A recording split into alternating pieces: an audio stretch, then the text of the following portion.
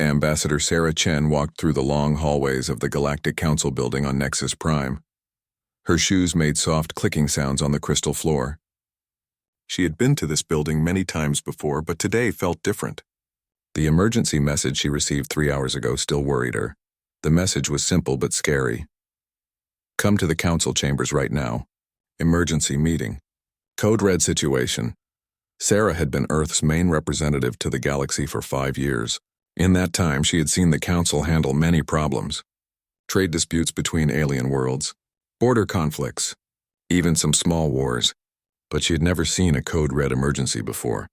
As she walked, Sarah thought about humanity's place in the galaxy. 50 years ago, humans had been alone on Earth. They thought they were the only intelligent life in the universe. Then the Zephyrians found them, blue-skinned aliens with crystal technology that seemed like magic. The first contact had been peaceful. The Zephyrians were explorers, not conquerors. They introduced humans to the Galactic Council, a group of over 40 different alien species that worked together to keep peace in the galaxy. Humans were welcomed, but they were not considered special. Their technology was okay but not amazing. Their ships were decent but not the best. Their weapons worked but were not very powerful. Most aliens saw humans as a young species that might become important someday, but not yet. Sarah reached the council chambers and stopped. The huge doors were already open. Inside she could hear voices. Loud, worried voices speaking in many different languages. This was not normal. Council meetings were usually quiet and formal. She walked inside and froze. The chamber was in chaos. The Thorak delegate, a massive bear-like creature with 6 arms, was roaring in his native language. His fur was standing up, which meant he was very scared. The Thorak were known as brave warriors. Sarah had never seen one look afraid before. Near the center of the room, 3 Zephyrian counselors were glowing bright blue. Their crystals were flashing in patterns that hurt to look at. Sarah knew this meant they were in extreme distress. The energy beings from Andromeda Prime were flickering like broken lights. Their usual steady glow was jumping between colors. Red, orange, yellow, back to red. Even without speaking their language, Sarah could tell they were panicking. High Chancellor Vexthar stood at the center podium. The ancient Kethlani leader was usually calm and wise. Today his green skin was pale and his 4 eyes were wide with fear. When he saw Sarah, he immediately called for her to come forward. Ambassador Chen, he said, his voice shaking. Thank the stars you are here. We need to speak with Earth immediately. Sarah walked to the human section of the chamber. It was smaller than most other areas, showing humanity's minor status in the council. What is happening, Chancellor? Your message said code red emergency. Vexthar activated the main display screen. The hologram showed a star map of the galaxy. Red dots were scattered across it, mostly near the outer edge. As Sarah watched, more red dots appeared. The Kethmori have returned, Vexthar said quietly. The chamber went silent. Sarah had heard stories about the Kethmori, but she thought they were just legends. Ancient tales about machine creatures from outside the galaxy. Stories said they had attacked once before, 1,000 years ago, but were driven away. I thought they were myths, Sarah said. We all hoped they were, replied Counselor Zephyra, one of the Zephyrian leaders. Her crystal body was still flashing with stress patterns. But 3 months ago, our long-range sensors detected them at the galaxy's edge. We sent scout ships to investigate. None came back, added the Thorak delegate, his voice a low growl. Vexthar changed the display. Now it showed pictures from the outer systems. What Sarah saw made her stomach feel sick. Entire planets had been stripped down to their cores. Space stations were gone. Even asteroids had disappeared. They consume everything, Vexthar explained. Metal, rock, organic matter. They break it all down and use it to build more of themselves. Each system they destroy makes them stronger. How many systems have we lost? Sarah asked. 17 so far, said the energy being representative. Its voice sounded like music, but sad music. And the number grows every day. Vexthar showed more images. These were from recent battles. Sarah saw the pride of the Galactic Fleet. Zephyrian crystal ships that could phase through solid matter. Thorak biovessels that could heal themselves. And the living light ships of Andromeda Prime. All of them were destroyed. Broken pieces floating in space. We sent our combined fleet to stop them, Vexthar continued. 150 ships. Our best vessels with our best crews. The Kethmori destroyed them all in less than 6 hours. Sarah felt cold. The galactic fleet was supposed to be unbeatable. She had seen those ships in action. They had stopped wars and protected peaceful worlds for centuries. How is that possible? She asked. They adapt, said Counselor Zephyra. Our crystal weapons worked at first. Then they developed shields that stopped them. Our bioships released viruses that damaged their systems. Within minutes, they became immune. Every weapon we used, every tactic we tried, they learned to counter. The Thorac delegate slammed one of his massive fists on his chair. They fight like no enemy we have ever faced. They do not retreat. They do not negotiate. They simply consume and grow stronger. Vexthar looked directly at Sarah. This is why we called you here, Ambassador. The Council has made a decision. We need Earth's help. Sarah was confused. Our help? Chancellor, with respect, humanity's fleet is much smaller than what you already sent. We only have about 30 ships in our defense force. If your combined fleet could not stop them, that is exactly the problem, Vexthar interrupted. Ambassador, in the 50 years since humanity joined the Council, we have noticed something strange. Your ships return from dangerous missions with surprisingly little damage. Your crews report successful operations in areas where other species have failed. Your trade routes remain safe even in sectors we consider too risky. The other delegates were nodding. Sarah felt uncomfortable. She was not sure where this was going. We have also noticed, continued the Zephyrian counselor, that humans always seem confident.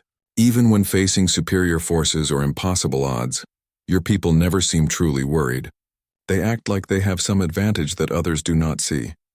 I do not understand what you are suggesting, Sarah said, though part of her was starting to worry. Vexithar leaned forward.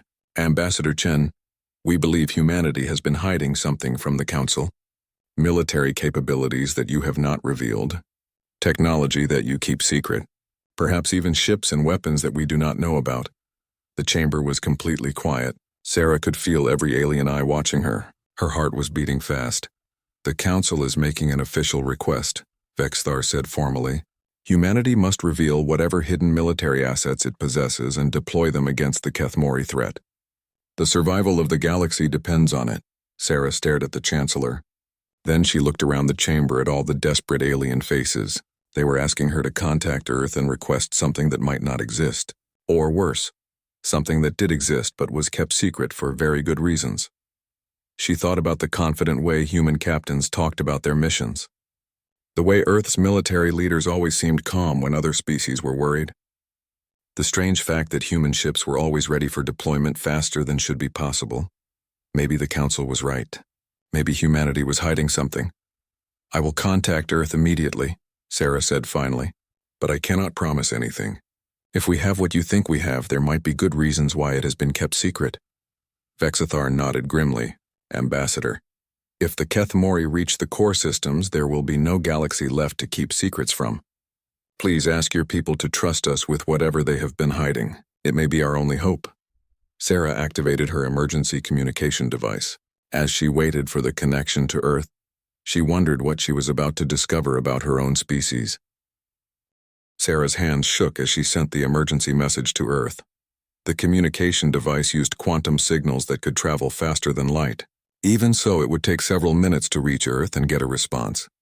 In a normal situation, she would expect to wait hours or even days for an official answer from the government. The response came back in less than 5 minutes. Message received and understood.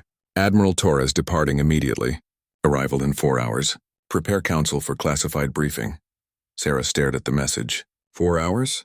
That was impossible. Even with the best human FTL drives, the trip from Earth to Nexus Prime took at least 2 days. She had made the journey many times. Chancellor, she called to Vexthar. Earth is sending Admiral Marcus Torres. He will arrive in 4 hours. The alien delegates looked at each other with surprise. The Zephyrian counselor's crystals flashed with confusion. Ambassador, surely you mean 4 days. The distance from Earth? The message says 4 hours, Sarah repeated, though she did not understand it either. Exactly 4 hours later, alarms began ringing throughout the council building. Sarah and the other delegates rushed to the observation deck. Outside, they could see ships appearing in space near the planet. But these were not the ships Sarah expected. The human vessels she knew were simple and functional. Metal hulls painted white with blue Earth symbols. They were about the same size as most alien ships and carried basic weapons and shields. The ship that appeared now was completely different. It was massive, easily 3 times larger than any vessel in the Galactic Council fleet. Its hull was black as space itself, covered with strange patterns that seemed to bend light around them. Weapons ports lined its sides, though Sarah could not identify what kind of weapons they were. More ships appeared. Sleek fighters that moved too fast for the eye to follow. Escort vessels that hummed with energy Sarah had never seen before. All of them were clearly human-made, but they used technology that should not exist. "By the ancient crystals," whispered Counselor Zephyra. "What are those ships?" Before Sarah could answer, a communication signal reached the council building. The main screen activated, showing the face of Admiral Marcus Torres. Sarah had met him once before at a diplomatic dinner. He was a serious man with gray hair and calm eyes. Today he looked different. "More dangerous. Council delegates," Torres said, his voice clear and commanding. "I am Admiral Torres of the Earth Defense Command. I am requesting permission to dock and address the council immediately." "Permission granted," Vexthar replied quickly. "Admiral, those ships, they are unlike any human vessels we have seen before." Torres smiled, but it was not a friendly smile. "That is because you have never seen human military vessels before, Chancellor. What you have been seeing for 50 years is our diplomatic fleet. These are warships." An hour later, Admiral Torres walked into the council chamber. He wore a black uniform that Sarah had never seen before. Behind him came 6 other humans, also in black uniforms. They all moved with the careful steps of trained soldiers. Torres took his place at the human section and looked around the chamber. When he spoke, his voice was calm but somehow frightening. "Honored delegates, Ambassador Chen has informed me of the Kethmori threat. I am here to discuss humanity's response to your request for assistance." "Admiral," Vexthar said carefully, "we asked for Earth to reveal any hidden military capabilities. The ships we saw suggest that humanity has been less than completely honest about its strength." Torres nodded. "That is correct, Chancellor. For 50 years, humanity has deliberately hidden the true size and capability of our military forces." The chamber erupted in noise. Aliens spoke angrily in their own languages. The Thorac delegate roared questions. The energy beings flickered with what looked like anger. Torres waited for quiet, then continued. "When humanity first made contact with the galaxy, we faced a choice. We could show our true capabilities and risk being seen as a threat, or we could appear weak and avoid making enemies. You chose to lie to us," accused the Thorac delegate. "We chose to survive," Torres replied without emotion. "We studied galactic history. We learned what happens to species that appear too strong too quickly. They are either enslaved by alliances of fearful neighbors or destroyed in preemptive attacks." Counselor Zephyra's crystals were flashing rapidly. "Admiral, how much have you hidden from us?" Torres activated a holographic display. It showed a star map, but not the one Sarah knew. Instead of the 12 systems she thought humanity controlled, the map showed hundreds of star systems marked with human symbols. "What you have seen is our diplomatic zone," Torres explained. 12 systems with basic colonies and patrol ships. This is our true territory, 347 star systems including 17 ring worlds, 6 Dyson spheres, and over 800 military installations. The silence in the chamber was complete. Sarah felt dizzy. Her own species had been lying to her for her entire career. "The ships you know as our merchant fleet are actually disguised military vessels," Torres continued. "Our research stations are weapons development facilities. Our industrial colonies are fortress worlds capable of building dreadnought-class ships in a matter of days." He changed the display to show population numbers. The galactic census lists humanity's population at 8 billion. Our actual population is over 200 billion. The Thorac delegate stood up, all 6 arms clenched into fists. "This is an outrage. You have been deceiving the Council for decades." "Yes," Torres agreed simply. "And it has kept humanity alive while we learned about the galaxy and its dangers." Vexthar leaned forward. "Admiral, if humanity possesses such power, why reveal it now? Why not continue hiding?" Torres looked directly at the Chancellor. "Because the Kethmori represent a threat to the entire galaxy, including Earth, but more importantly because in 50 years of deception, humanity has learned something valuable." "What is that?" asked Counselor Zephyra. "We have learned that the species of this galaxy are worth protecting," Torres said quietly. You welcomed us when you thought we were weak. You treated us as equals even when you believed you were superior. You offered us friendship and trade and knowledge. Torres stood up. Humanity has decided to reveal our true strength and offer it in defense of the galaxy. But there is a condition. The chamber tensed. Sarah could feel the fear and anger from the alien delegates. What condition? Fexthar asked. Complete military command, Torres said. If humanity is to deploy our full capabilities against the Kethmori, we must have absolute authority over all galactic defense forces. Every ship, every weapon, every soldier must follow human command. The chamber exploded in angry voices. Delegates shouted in dozens of languages. The idea of putting the entire galactic military under the control of a species that had been lying for 50 years was clearly unacceptable to many. This is impossible, roared the Thorak delegate. We cannot give complete control to a species that has deceived us. Torres waited for the noise to die down. Then you can face the Kethmori with the same forces that have already failed, he said calmly. We estimate that without human intervention, the Kethmori will reach the core systems in approximately 6 months. The galactic civilization will end in less than a year. And with human help? Fexthar asked quietly. With our full military deployment, we estimate a 70% chance of stopping the Kethmori advance, Torres replied, but only if all forces are under unified human command. We fight differently than you do.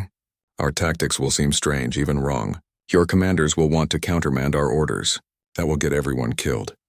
Sarah finally found her voice. Admiral, why should they trust us? You have just admitted that humanity has been lying for 50 years. Torres looked at her with something that might have been sadness. Because, Ambassador, we are offering to risk everything we have built to save species that are not our own. The human fleets that will fight the Kethmori represent the work of centuries. The crews are our children, our families.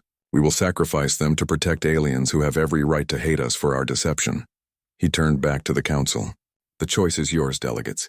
Accept human command and trust us with your forces, or reject our offer and face the Kethmori alone. But choose quickly. Every day you delay, they grow stronger. Fexthar looked around the chamber at his fellow delegates. The fear in their eyes was clear. The Kethmori had already proven they could destroy the combined galactic fleet. Without human help, there was no hope. Admiral Torres, the Chancellor said formally, the Galactic Council accepts your terms. You have complete military authority over all defense forces. Torres nodded grimly. Then humanity goes to war. Fleet Admiral Chen Wei is already mobilizing our forces. The first wave of the human navy will arrive in this system within 12 hours. Chen Wei? Sarah asked, surprised by the familiar name. Torres looked at her. Your sister, Ambassador. She has been the commander of our actual military for the past 10 years. I believe it is time for you two to meet again. Sarah stared at him in shock. Her sister was supposed to be a civilian engineer working on Mars. Another lie in a lifetime of lies. As Torres left the chamber with his officers, Sarah wondered what other secrets humanity had been keeping. 12 hours later, Sarah stood on the observation deck of the council building watching impossible things happen in the space above Nexus Prime. Ships were appearing. Not just a few ships, but hundreds of them. Each time the space around the planet flickered with the light of FTL jumps, more vessels materialized. Sarah had thought Admiral Torres's flagship was massive, but these new arrivals made it look small. The largest ships were the size of small moons. Their hulls were covered with weapon batteries that could level continents. Smaller vessels swarmed around them like protective insects. But even these small ships were larger than the biggest vessels in the regular galactic fleet. Sarah? She turned and saw her sister walking toward her. But this was not the Chen Wei she remembered. This woman wore the black uniform of a fleet admiral, with symbols of rank that Sarah did not recognize. Her sister's face was harder now, marked by years of carrying responsibilities that Sarah had never known about. Wei, Sarah said quietly, so it is true. You have been lying to me for 10 years. Chen Wei stopped a few feet away. Yes, I am sorry, sister. But it was necessary. Necessary. Sarah felt anger rising in her voice. I am Earth's ambassador to the galaxy. I have been representing humanity in every important decision for 5 years, and you never told me that everything I believed about our own species was a lie? Because you are a good ambassador, Wei replied calmly. Your genuine reactions to situations, your honest surprise at our capabilities, your real concern for diplomatic relations, all of that has been valuable. If you had known the truth, you could never have acted so naturally. Sarah stared at her sister. You used me. You made me into an unwitting spy. We made you into a bridge between humanity and the galaxy, Wei corrected. Everything you have accomplished, every friendship you have built, every treaty you have negotiated. It was all real. The aliens trust you because you have always been honest with them, even when you did not know the whole truth yourself. Before Sarah could respond, alarms began ringing again. More ships were arriving, but these were different from anything Sarah had seen before. The first was clearly a construction vessel, but it was the size of a space station.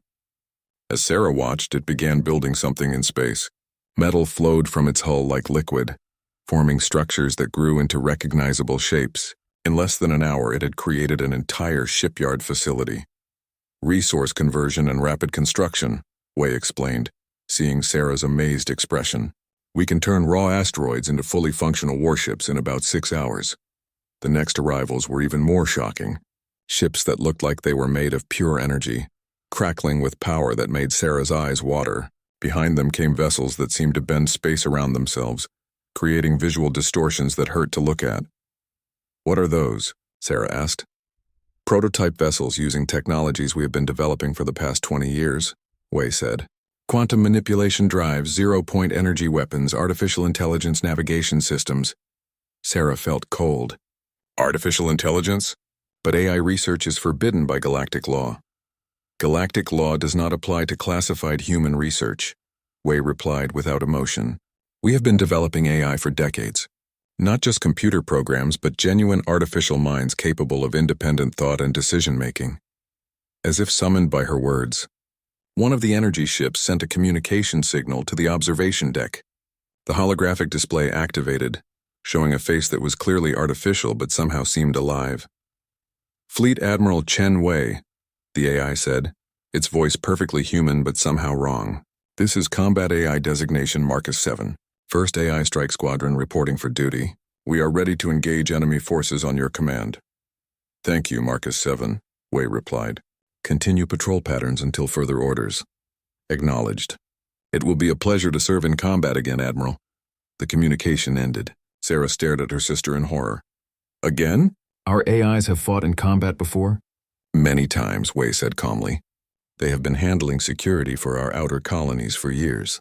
Pirates, raiders, occasional hostile aliens who got too close to our real territory. The AIs are extremely effective at eliminating threats. Eliminating? Sarah repeated. They do not take prisoners, Sarah. They are programmed to protect humanity at any cost. When they encounter threats, they destroy them completely. Sarah felt sick. Her own species had been creating artificial minds and programming them to kill, and now these killer AIs were being offered to help save the galaxy. More ships continued to arrive. Sarah saw construction vessels the size of cities, mobile shipyards that could build entire fleets, and something that looked like a space station but moved with impossible speed and grace. How long has this been going on? She asked. Since first contact, Wei replied. The moment we learned we were not alone in the universe, humanity began preparing for the possibility that we might need to fight for our survival. But the aliens welcomed us. They offered us friendship and trade, and we accepted both genuinely, Wei said. But we also remembered our history. Every time humans have encountered new civilizations on Earth, it has led to conflict. We decided that if we ever had to fight for our place in the galaxy, we would be ready. Wei activated a personal display device, showing Sarah detailed information about the arriving fleet. The numbers were staggering. Current deployment consists of 1,200 combat vessels, 300 support ships, 6 mobile construction facilities, and 47 AI squadrons, Wei read. This represents approximately 15% of our total military capability. 15%? Sarah whispered. The rest are defending human space or are too far away to arrive quickly, Wei explained. But this should be sufficient for the initial engagement with the Keth Mori. Sarah looked out at the massive fleet assembling around Nexus Prime. Alien ships from the Galactic Council were arriving too, but they looked like toys next to the human vessels. Zephyrian crystal ships that had once seemed magnificent now appeared fragile and small. Thorac biovessels that Sarah had thought were powerful looked weak and primitive. The other species must be terrified, Sarah said. They are, Wei agreed. And they should be. What they are seeing is why humanity hid our true strength. If we had revealed these capabilities 50 years ago, every species in the galaxy would have united to destroy us before we became too powerful to stop. And now? Now they need us too badly to destroy us, Wei said simply. The Kethamori have forced their hand. They must trust us or die. A new communication signal arrived, this one from the Galactic Council chambers. High Chancellor Vexthar appeared on the display looking exhausted and frightened. Fleet Admiral Chen Wei, he said formally, the Council has voted. You have complete authority over all military forces. Our ships, our weapons, our personnel. Everything is under your command. Thank you, Chancellor, Wei replied. I will not waste the trust you have given us. Admiral, Vexthar continued, there is something you should know. Our latest intelligence reports indicate that the Kethamori have detected your fleet movements. They are accelerating their advance toward the core systems. Our scouts estimate they will reach the Zerion Nebula in less than 48 hours. Wei nodded grimly. Then we will meet them there. Order all council ships to assemble at the nebula. It is time to see what these machines can do when they face a real military. The communication ended. Wei turned to Sarah. Sister, I know you hate what we have become, but I need you to understand something important. What?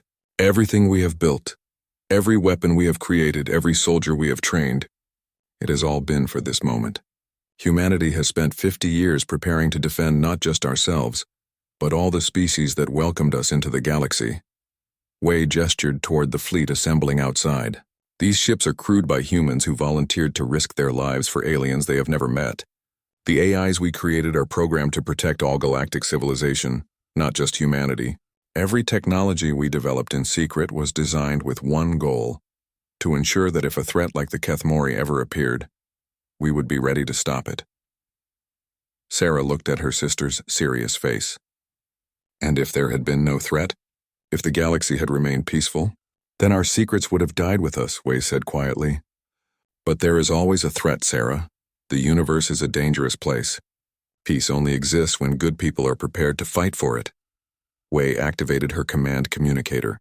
All ships, this is Fleet Admiral Chen Wei. Begin final preparations for combat. We depart for the Zerion Nebula in 6 hours. Remember, we fight not just for humanity, but for every innocent life in this galaxy. As the order went out to the massive fleet, Sarah watched her sister become someone she did not recognize. A military commander preparing for a war that would determine the fate of billions of lives. For the first time, Sarah began to understand why humanity had kept so many secrets, and why they were finally ready to reveal them all. The Zerion Nebula stretched across space like a giant cloud of colored gas and dust. Beautiful streams of purple and blue twisted between ancient stars. For thousands of years, it had been a place of wonder for space travelers. Today, it would become a battlefield. Sarah watched the preparations from the bridge of her sister's flagship, the UHS Retribution. The ship was so large that its bridge was the size of a small building, with dozens of human officers working at stations she did not understand. Fleet status report, Wei called out. All human vessels in position, replied a young officer with captain's bars. 1,200 combat ships ready for engagement. AI squadrons deployed in forward positions. Galactic Council forces. 843 ships from 17 different species, another officer reported. They are maintaining formation as ordered, but their commanders are requesting clarification on battle plans. Wei smiled grimly. Tell them the battle plan is simple. Stay alive and follow our lead. We will handle the rest. Sarah moved closer to her sister. Wei, should the council ships even be here? If our forces are so much more powerful, they need to see, Wei replied quietly. The alien species need to understand what real warfare looks like.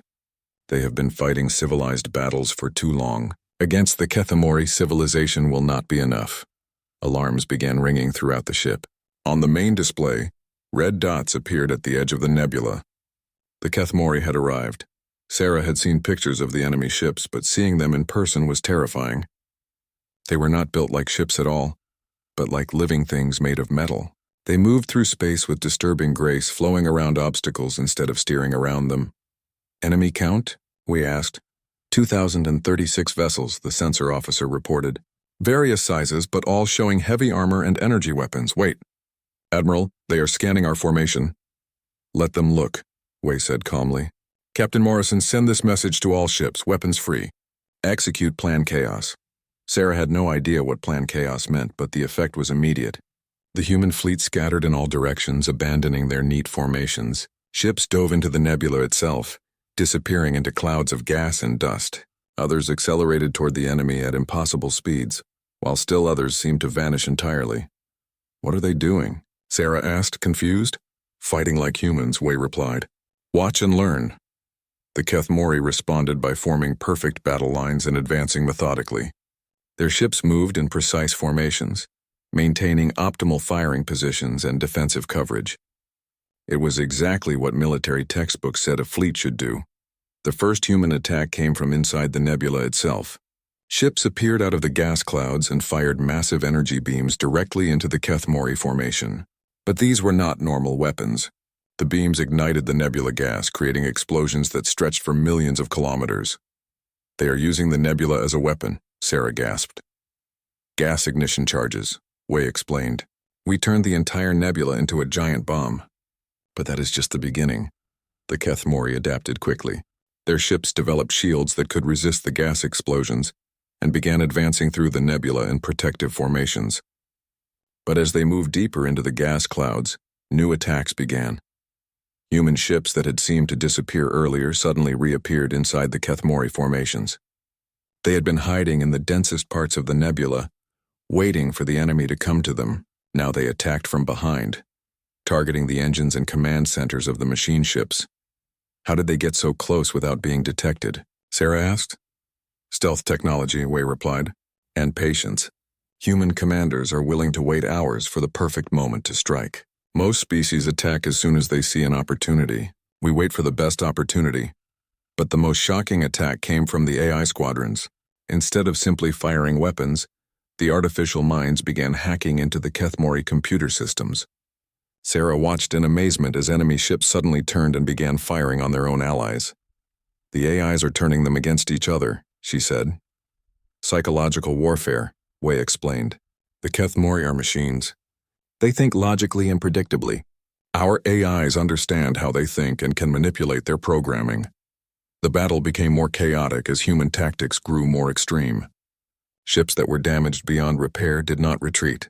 Instead, their crews aimed them directly at enemy vessels and activated self-destruct charges. The explosions destroyed both ships, but the humans seemed to consider this a fair trade. Why are they doing that? Sarah asked, horrified. Those crews could have evacuated. Because dead Kethmori cannot adapt to new weapons, Wei said calmly. Every enemy ship we destroy weakens their ability to learn our tactics. Our crews understand this. Sarah listened to the communications from the human ships. Instead of panic or fear, she heard singing. Battle songs in dozens of human languages, voices raised in harmony even as ships exploded around them. They are singing while they die, she whispered. Humans have always sung in battle, Wei replied. It reminds us why we fight and who we fight for. The Kethmori tried to adapt to human tactics, but they could not understand the illogical nature of human strategy. When the machines formed defensive positions, humans attacked from impossible angles. When the machines spread out to avoid concentrated fire, humans used weapons that could target multiple ships at once. Most confusing to the enemy was humanity's willingness to sacrifice their own forces. The Kethmori were programmed to preserve themselves and their resources. They could not comprehend an enemy that would deliberately destroy their own ships to achieve victory. Admiral, the sensor officer called out, the Kethmori are trying to retreat. Negative, Wei replied firmly. All ships begin pursuit. Do not let them escape. But Admiral, Sarah said, they are retreating. The battle is won. Wei looked at her with hard eyes. Sarah, this is not a human war where enemies can surrender and be forgiven. The Kethmori will adapt to everything we have shown them today. If they escape, they will return with counters to our weapons and defenses against our tactics. So what are you saying? We must destroy them completely. Every ship, every AI, every piece of technology they possess. Nothing can be allowed to survive. Sarah watched as the human fleet pursued the fleeing Kethmori ships. There was no mercy in the attack that followed.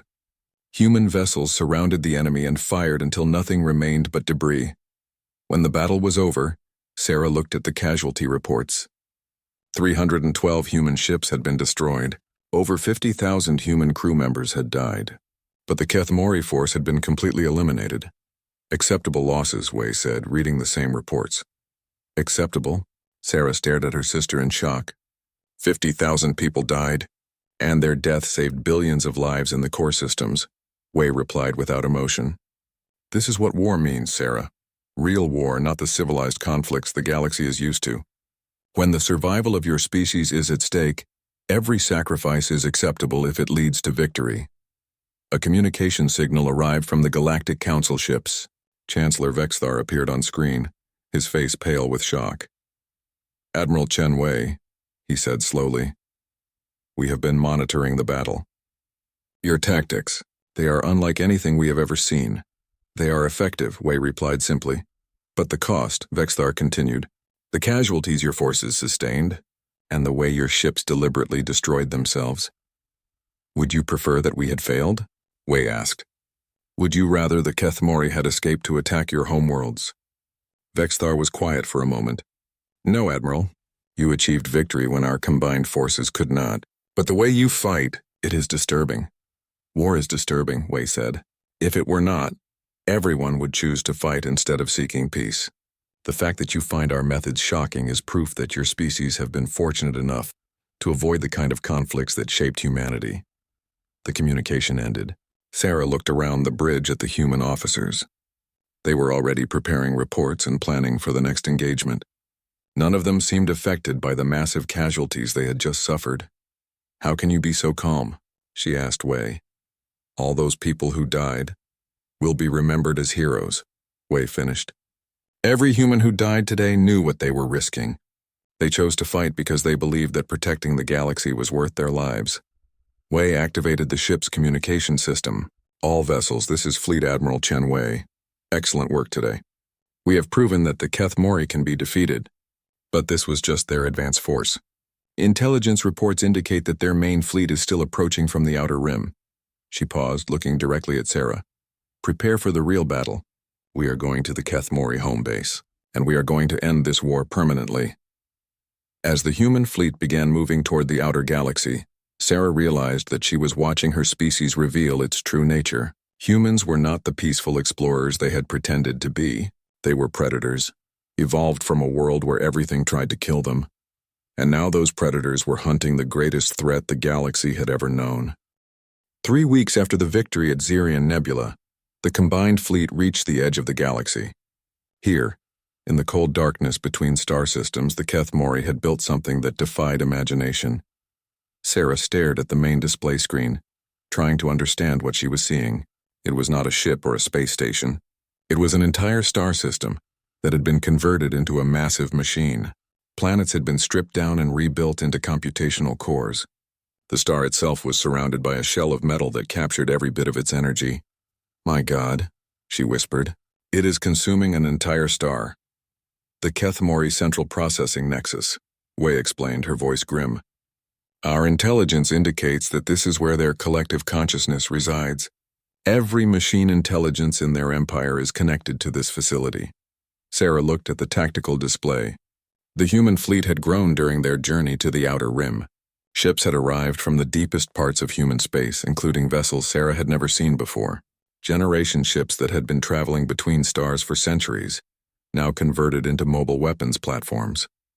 Massive construction vessels that could build battleships while in flight. And strangest of all, what looked like entire space colonies equipped with weapons. How many ships do we have now? She asked. 4,000 human vessels, Wei replied, plus 800 ships from the Galactic Council. But Sarah, look at what we are facing. The enemy force was beyond counting.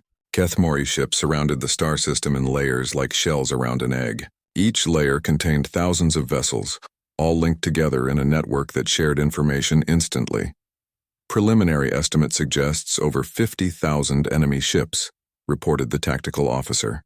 All sizes from fighter craft to vessels larger than our biggest dreadnoughts. Sarah felt despair creeping into her heart. Can we win against those numbers? Numbers are not everything, Wei said calmly. But this will require sacrifices that I hope the galaxy can forgive us for. She activated the fleet communication system. All ships, this is Fleet Admiral Chen Wei. Today we face the heart of the Kethmori Empire. They have had 1,000 years to prepare for this moment, but they have never faced humanity at full war. Wei paused, looking around the bridge at her officers. What you are about to see will shock our alien allies. We are going to use weapons and tactics that civilized species consider unthinkable. But remember, if we fail here, there will be no civilization left to judge us. The first phase of the attack began with the AI squadrons. Hundreds of artificial minds launched themselves directly into the Kethmori network, not as physical ships but as pure information. They invaded the enemy computer systems like a virus, spreading chaos and confusion through the machine collective. The AIs are fighting them in cyberspace, we explained to Sarah. A battle of minds instead of ships, but the main attack came from an unexpected direction. Human ships began accelerating directly toward the star itself, ignoring the defensive formations entirely. What are they doing? Sarah asked in panic. They are flying into the star. Not into it, Wei corrected. Around it, watch. As the human ships approached the star, they deployed devices that Sarah did not recognize. The objects fell toward the star's surface and disappeared into the burning plasma. For several minutes, nothing seemed to happen. Then the star began to flicker. Stellar engineering charges, Wei explained calmly. We are destabilizing the star's fusion process. In approximately 30 minutes, it will go supernova. Sarah stared at her sister in horror. You are going to destroy the star. But there are inhabited systems nearby. 3 systems with a total population of 40 million sentient beings, Wei agreed. All have been evacuated by our fast courier ships over the past week. Evacuated? Sarah could not believe what she was hearing. You planned this? You knew you were going to destroy an entire star system? It is the only way to ensure that the Kethmori collective consciousness is completely destroyed, Wei said without emotion. Their distributed intelligence can survive the destruction of individual ships, even entire fleets, but it cannot survive the quantum disruption of a stellar explosion. The battle around them intensified as the Kethmori realized what was happening. Enemy ships began desperate attacks on the human fleet, trying to reach the star and stop the destabilization process. But human defenders fought with terrifying determination. Sarah watched ships sacrifice themselves to protect the stellar engineering teams. Entire squadrons rammed enemy vessels to clear attack corridors. Human crews sang their battle songs even as their ships were torn apart by overwhelming firepower. Admiral, the communication officer called out, we are receiving emergency signals from the inhabited systems in the blast zone. Some civilians refused evacuation. The estimated casualties, I know, Wei interrupted. Send this message to all systems in the blast zone. This is Fleet Admiral Chen Wei of the Human Navy. A stellar explosion will occur in 28 minutes. All remaining personnel should seek the deepest underground shelters available. We are sorry for what is about to happen. Sarah grabbed her sister's arm. Wei, you cannot do this. Millions of innocent people will die. Wei looked at her with eyes that seemed ancient and tired. Billions will die if the Kethmori are not stopped here. Sarah, this is what command means. Sometimes you must choose between terrible options and live with the consequences.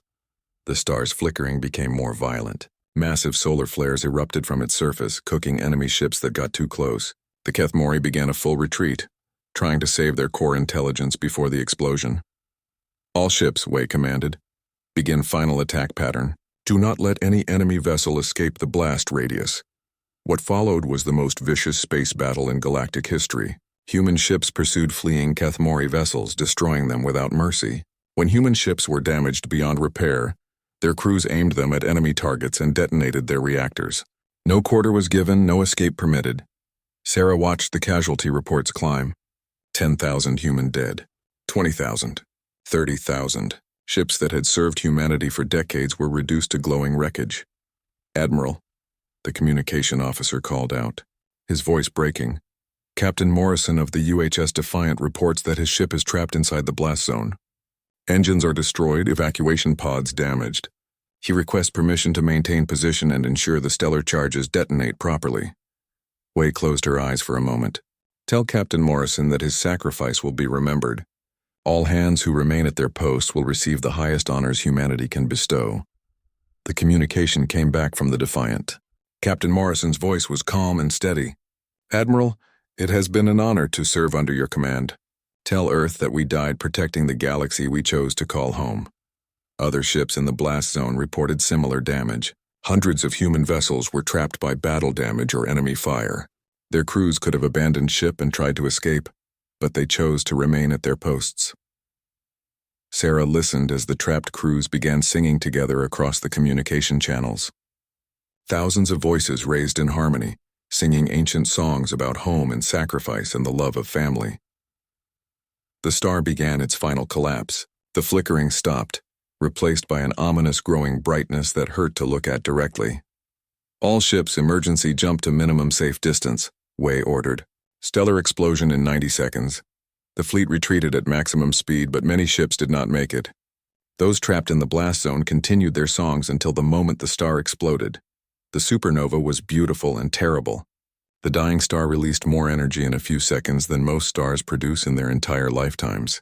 The blast wave raced outward at a significant fraction of light speed, vaporizing everything in its path. The Keth Mori fleet, their central nexus, their collective consciousness, and over 40,000 human soldiers disappeared in a ball of nuclear fire that could be seen from the other side of the galaxy. When the light faded and the radiation cleared, nothing remained of the star system except an expanding cloud of superheated gas and heavy elements. Threat eliminated, the sensor officer reported quietly. No Keth Mori signals detected anywhere in the galaxy. Wei activated the communication system one final time. All ships, this is Fleet Admiral Chen Wei. The Keth Mori have been completely destroyed. The galaxy is safe.